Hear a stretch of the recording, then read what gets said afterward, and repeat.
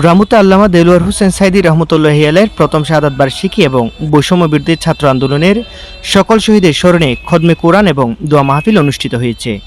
বুধবার 14 আগস্ট বাদে আছর রামু চৌমনি স্টেশনের পূর্ব পাশে বাইতুন্নুর জামে মসজিদে রামু খিজারি আদর্শ উচ্চ বিদ্যালয়ের সাবেক ছাত্র জাহিদ বিন আমানের উদ্যোগে সাধারণ শিক্ষার্থীদের সহযোগিতায় এই দোয়া মাহফিল সম্পন্ন হয়।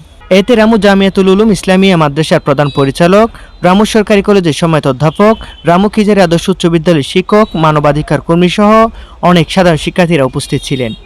আগামীতেও এমন উদ্যোগ চলমান থাকবে বলে জানান জাহিদ বিন আমান। নিউজ ডেস্ক, রামু খবর 24।